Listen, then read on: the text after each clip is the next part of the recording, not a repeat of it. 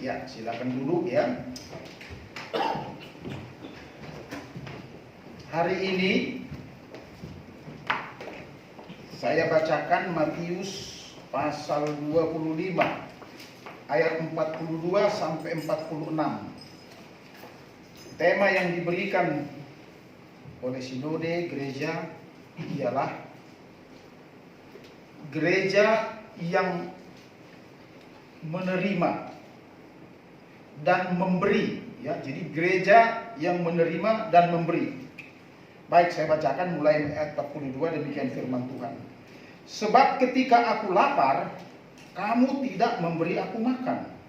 Ketika aku haus, kamu tidak memberi aku minum. Ketika aku seorang asing, kamu tidak memberi aku tumpangan. Ketika aku telanjang, kamu tidak memberi aku pakaian. Ketika aku sakit dan dalam penjara, kamu tidak melawat aku. Lalu mereka pun menjawab dia, katanya, Tuhan, bila manakah kami melihat engkau lapar atau haus, atau sebagai orang asing, atau telanjang, atau sakit, atau dalam penjara, dan kami tidak melayani engkau?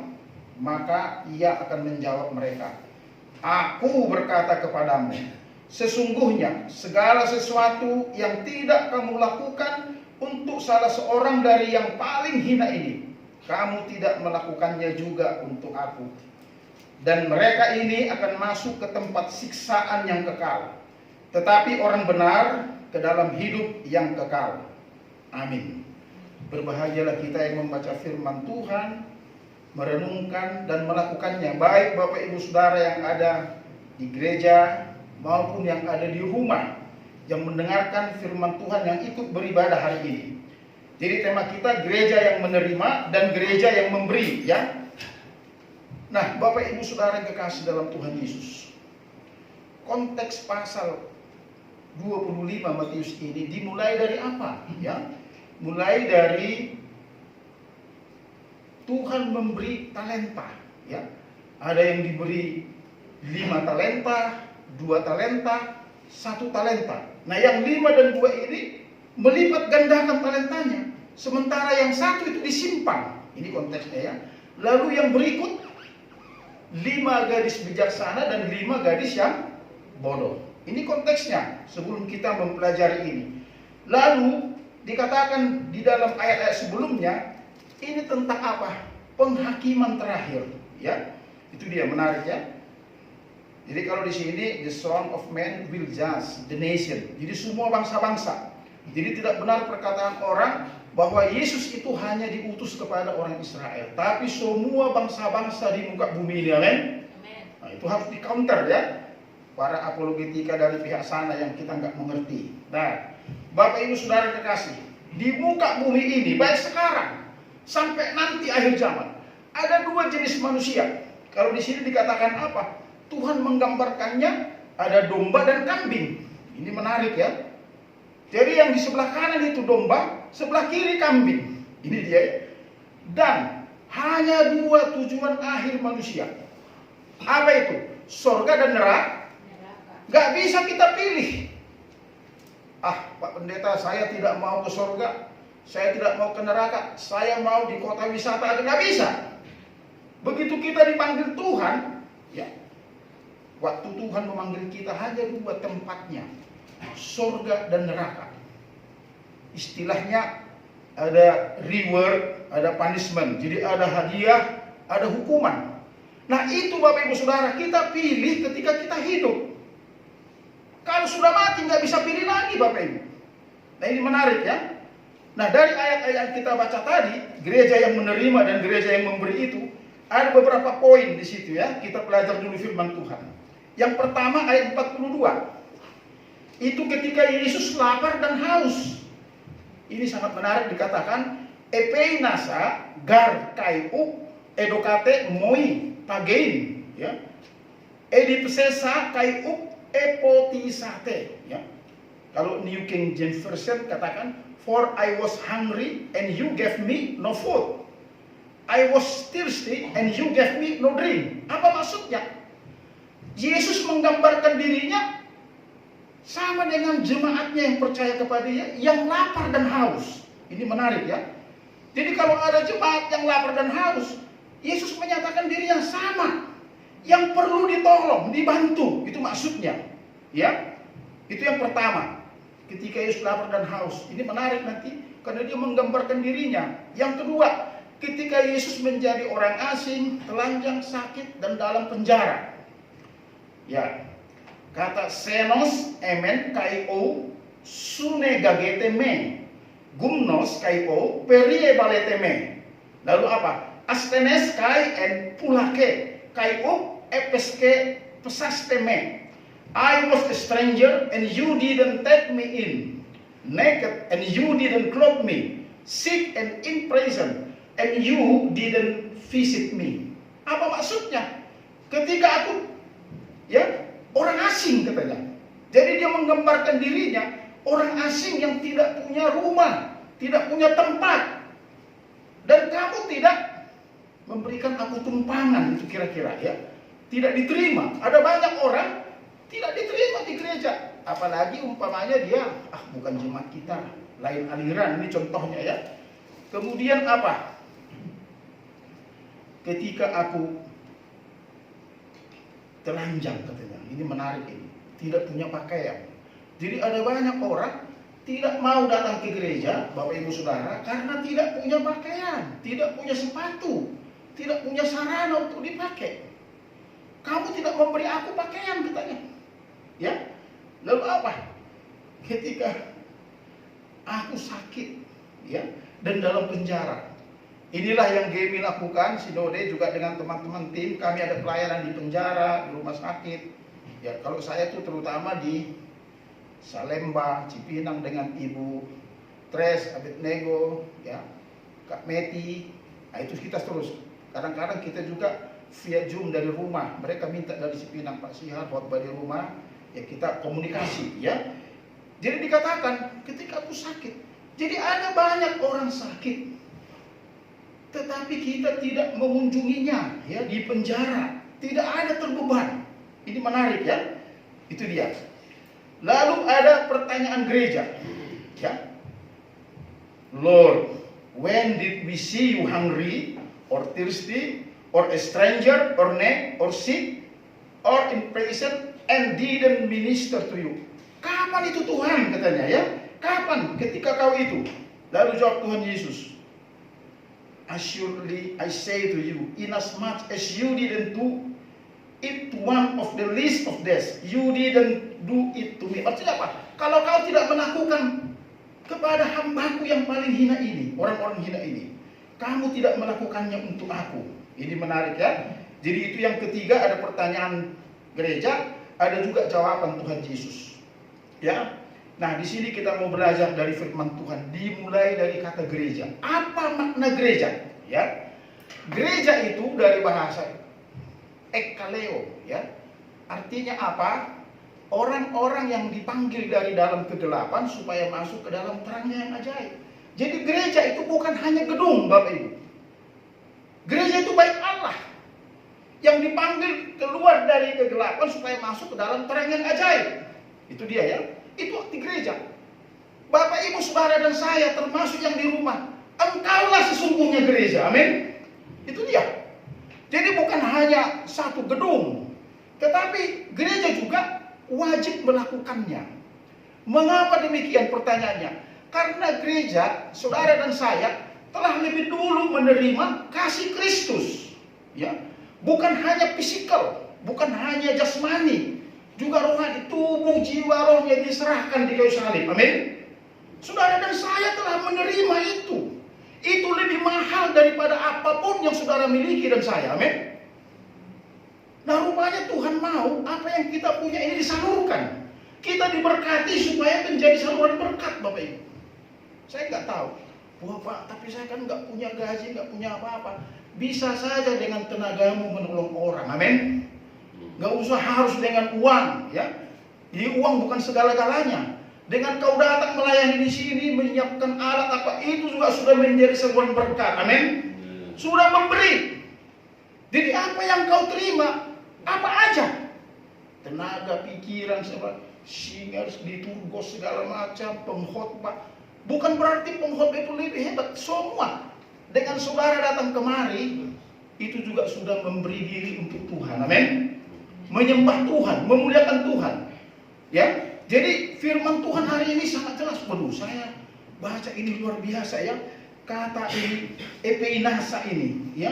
Epeinasa itu lapar. Jadi manusia itu lapar bukan hanya makanan, lapar rohani. Ada banyak orang tidak mengenal siapa Tuhan Yesus. Bahkan dia sudah beribadah kepada Tuhan, sudah datang di gereja, tapi rohaninya tidak terpuaskan. Mengapa demikian? Karena dia tidak fokus, tidak lahir baru, tidak buka hati menerima Yesus sebagai Tuhan. Amin. Sehingga lapar rohani itu lebih gawat daripada lapar. Ya kalau makanan itu setiap hari kita makan apapun bisa. Tapi rohani itu bagaimana cara menerima makanan rohani supaya kita nggak lapar, supaya kita dipuaskan? Lewat firman Tuhan. Ya, iman timbul dari pendengaran. Roma 10 pendengaran firman Tuhan. Jadi kalau kita lapar rohani harus datang kepada Tuhan. Amin Bapak Ibu. Buka hati. Bukan hanya di gereja, di rumah, setiap saat, setiap detik nafasmu. Inilah komunikasi kita, ya. Lalu kita akan diberkati. Bahkan Alkitab mengatakan, renungkanlah Taurat Tuhan siang dan malam. Apa saja yang kau buat berhak. Kita nggak mau renungan. Kita nggak mau dipakai Tuhan untuk saluran berkat. Harusnya kita buka hati. Kalau kami di rumah begitu, Tuhan pakailah kami sebagai alat di tanganmu. Ya. Cuman ya minta maaf, memang kami ada banyak juga salah perhitungan. Pak Andi hari itu udah nasihati saya, Pak coba dihitung perhitungan membangun. Harusnya saya nggak bangun full total ya, supaya yang sebagian itu ya, tapi bagaimana lagi ya, sudah terjadi ya. Tapi kita juga pasti akan mau dipakai untuk jadi saluran berkat. Amin. Ya hanya bukan hari ini, karena kita masih ada lagi next. Ya ada lagi yang lain-lainnya. Jadi yang menarik di sini, gereja itu bukan hanya gedung. Saudara dan saya, kitalah gerejanya Tuhan. Amin. Amin gak kira-kira? Bapak ibu saudara yang di rumah, ingat baik-baik, siapapun kau, mau kau anak kecil pun kau bisa saluran berkat, bisa kau memberi, ya. Bukan hanya menerima kasih Kristus. Caranya bagaimana Pak? Kalau saya masih kecil, kau sapu-sapu rumah, kau pel rumah, itu sudah memberi. Amin. Kau bantu temanmu, ya. Ada banyak sekarang ini. Inilah saatnya COVID-19 ini kita bertindak. Apa yang bisa kita lakukan? Pribadi lepas pribadi, keluarga lepas keluarga. Inilah gereja Tuhan yang sebenarnya. Amin. Iya, bukan hanya gedung. Ini sangat menarik. Saya baca ini. Bayangkan Bapak Ibu, kalau kita melakukan firman Tuhan, akhirnya ada dua, ya, ada reward, ada punishment, ya, ada hadiah dari Tuhan, ada hukuman. Ini sangat jelas. Dia akan menjadi hakim agung pada akhir zaman. Semua bangsa-bangsa dihakimi. You surga, you neraka. Nggak bisa lagi kita ngomong pisang Bapak Ibu. Makanya ada Matius 7:21, enyahlah kau pembuat kejahatan. Kenapa? Padahal di situ udah jelas, Tuhan, saya sudah berkhotbah kemana-mana, KKR di mana-mana, melakukan mujizat di mana. Ini untuk hamba-hamba Tuhan. Ya. Banyak terjadi mujizat. Saya doain, dukun bertobat segala.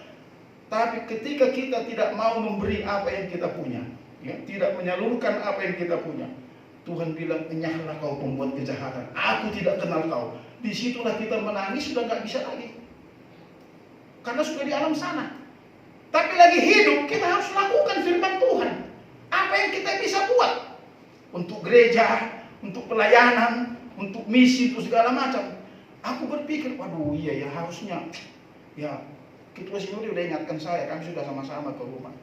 Si hari ini, iya Pak, tapi udah tanggung ini Pak. Bagaimana? Dan masih ada lagi tahap ketiga. Jadi kami punya rumah di Cipinang itu masih ada, mungkin dari situlah nanti yang agak lumayan, itulah kita salurkan kemana. Ini sekarang ini Pak, belum, memang mohon maaf. Rumah masih kosong saya bilang. Tapi udah sempat dibangun ya sudah. Dan undang-undang Omnibus Law itu rupanya ada juga tentang tanah-tanah garapan di situ segala macam, ya. Yang sekarang tidak boleh lagi pemilik tanah langsung main busur, nggak bisa, ya. Ada hitungannya. Makanya sekolah kita itu harus dipertahankan. Nggak bisa kita ini ya. Makanya orang kampung bingung melihat kita. Waduh, rumah Bapak itu katanya orang corona semua, Bapak membangun. Ya saya bilang ini puji Tuhan, berkat dari Tuhan. Lagian kalau saya pegang-pegang duit juga habis kemana-mana, nggak jadi apa-apa itu. Kalau dibangun kok kelihatan. Nah, memang Pak Padandi bilang, waduh Pak Sihar, Bapak ini pendeta umum. Belum tentu pendeta yang struktural bisa bangun rumah seperti Bapak. Ya puji Tuhan Pak. Tuhan Yesus kasihan sama saya Pak. Karena saya tidak pegang jemaat. Ya, bahkan saya mau bantu sinode anggota misi pun dipecat saya, dicoret saya bilang. Padahal saya hanya mau bantu, nggak mengganggu ketua bidang. Saya hanya membantu saja. Disuruh ke sana, disuruh, hanya nggak ada. Dan nggak dapat loans dari sinode. Itu pun saya dicoret. Apalagi kalau saya dapat loan, mungkin, wah ini gawat ini kan begitu. Itulah. Padahal Pak Petrus yang mendaftarkan saya, masukkan saya, sampai Pak Diki, Pak Robert takut, wah setuju nih Pak Sihar bantu nih. Ya tapi puji Tuhan lah. Hasil karya saya sudah kelihatan di Ketapang Selatan, timbul satu maudin. Banyak pendeta ditabiskan di situ karena saya melayani. Rajanya dukung dibaptis, saya baptis itu. Bertobat, terima Yesus sebagai Tuhan. Yang sudah 20 tahun didoakan. Musuhnya gereja GMI. Akhirnya luar biasa pekerjaan Tuhan. Ya itu dia. Makanya kita ini harus merenungkan, apakah saya sudah mau memberi apa yang saya terima, Bapak Ibu. Amin. Jadi bukan hanya uang, Bapak Ibu. Apapun yang kau bisa lakukan, diutamakan rumahmu dulu, ya, Yerusalem dulu, tetangga-tetangga apa yang bisa kita buat, ya. Mungkin kita punya berkat, ada orang nggak punya beras, nggak makan lagi. Saya sudah bilang, rumah saya open, ada beras ambil saja, ada apapun ambil saja. Jangankan itu Bapak Ibu, binatang di rumah, ya, kucing saja kita rawat baik-baik. Itu binatang yang liar-liar sekarang pada ngumpul di rumah. Apalagi manusia, amin. Itu aja perbandingan.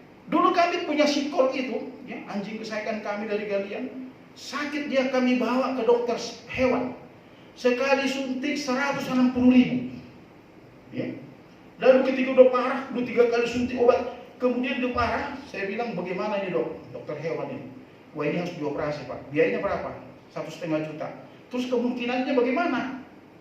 Ya nggak ada jaminan hidup. Ah ini udah parah dalamnya.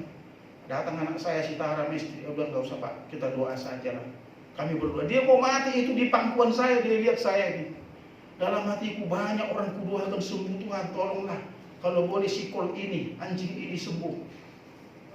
Dia menangis di pangkuan saya, begitu meninggal pakai baju saya yang ini saya bungkus, saya kubur di bawah pohon durian itu. Lalu ada pendeta menghina saya, bukan menghina, ngeledek lah. Pak pendeta, siapa yang pendeta yang menguburkannya? Kata, waduh. Saya bilang, itulah kita sayang sama binatang, masa sama saudara seiman kita nggak sayang, amin? Orang yang sadar, Tuhan di surga melihat Bapak Ibu. Apa yang kita kerjakan? Jangan juga, waduh semua. Sepertinya ini milik saya, karena keringat saya. Tidak. Tuhan bilang, langit, bumi, laut, segala isinya milikku. Aku yang punya emas, aku yang punya perak, aku yang punya seluruh, termasuk nyawamu punyaku, kata Tuhan. Amin. Kalau begitu kita harus salurkan berkat itu Bapak Ibu. Ini bukan hanya bicara duit loh, ya. Istilahnya begini, ada dulu istilah. Saya bilang dulu di KPK saya melayani. Uang yang haram aja pelit kau bahagia, apalagi yang halal saya bilang. Apalagi gajimu saya bilang. Iya Pak benar. Jadi yang mula-mula membuka pelayanan KPK yang khotbah saya dengan Ibu Tres. GMI pertama saya yang pertama boleh dicatat nama saya di situ di KPK tertulis. Pendeta Sihar Sihotan, belum MTH masih STH. Semua orang Kristen itu luar biasa Pak katanya. Jangan lakukan. Sekarang kau koruptor segala macam, kau miliki umpamanya 100 miliar, jangan 100 miliar, 1 triliun. Umur muda tua, dipanggil Tuhan, 1 rupiah pun gak ada yang ke bawah itu. Makin banyak hartamu, makin pusing orang menghabiskan itu. Dan hatimu makin khawatir, was-was.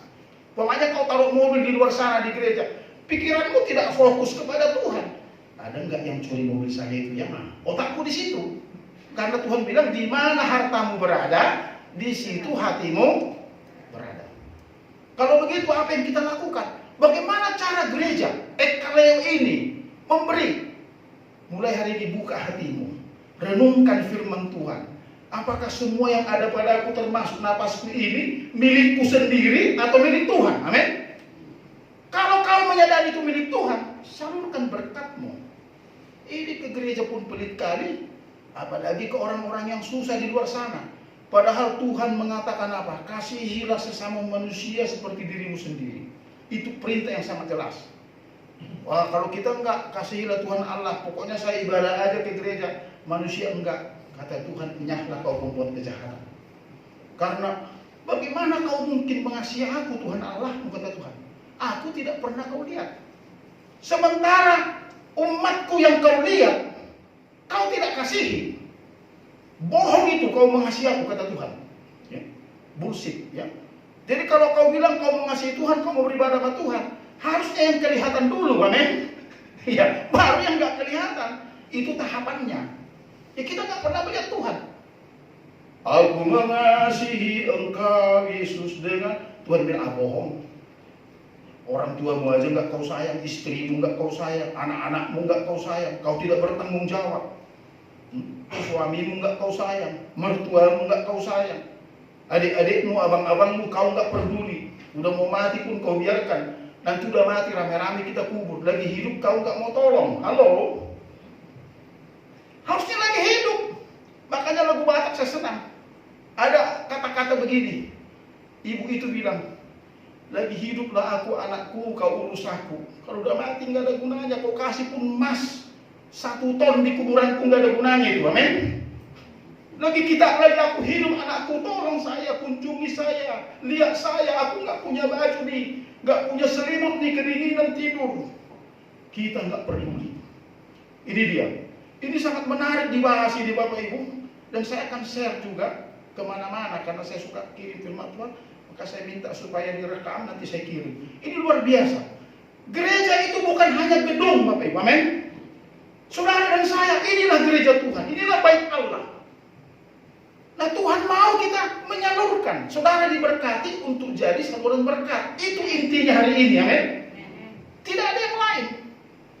Jadi orang banyak di sana telanjang, ya, tidak punya makanan, minuman, segala macam. Karena itu Bapak Ibu, hanya 3 kesimpulan kita hari ini. Kita nggak panjang-panjang. Yang pertama apa? Kesimpulan dari khotbah ini. Pertama, Tuhan Yesus menyatakan diri sebagai masuk dalam kelompok marginal, orang-orang yang miskin. Akulah itu, kata Tuhan Yesus. Ya.